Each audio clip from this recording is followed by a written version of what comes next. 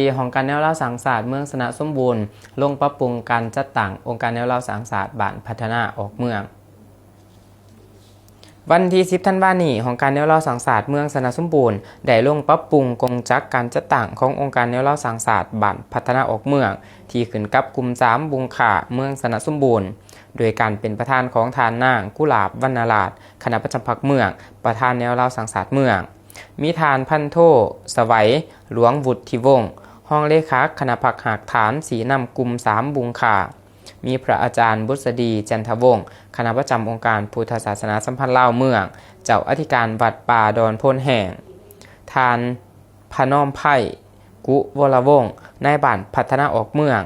พร้อมโดยองค์การจัดตั้งบ้านเฒ่าแก่แนวโฮมตลอดหอดพ่อแม่ประชาชนภายในบ้านเขาห่วม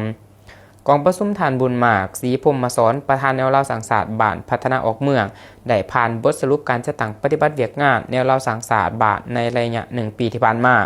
และผ่านทิศทางแผนการในต่อหน้าซึ่งยกให้เห็นจุดดีจุดอ่อนและข้อคงข้างที่องค์การแนวเล่าสังศาสตร์บ้านพัฒนาออกเมืองจะได้สืบต่อปรับปรุงแก้ไขให้ดีขึ้นในต่อหน้า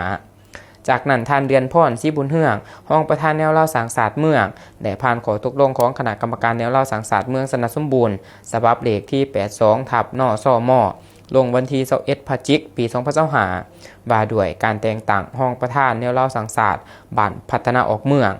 ในนั้นเห็นดีแต่งตั้งทานวิระเกี่ยวกองศรีเป็นห้องประธานแนวเล่าสังศาสตร์บ้านพัฒนาออกเมืองผู้ใหม่เพื่อทดแทนทานห้องประธานแนวเล่าสังศาสตร์บ้านผู้เก่าที่ได้เสียชีวิตตอนถ่ายกองประชุมคณะประธานก็ได้มีคำเห็นโอลมเพื่อเฮ็ดให้กองประชุมปรับปรุงกงจักการจัดตั้งขององค์การแนวเล่าสังศาสตร์บ้านพัฒนาออกเมืองให้มีความเข้มแข็งหนักแน่นเติมอีก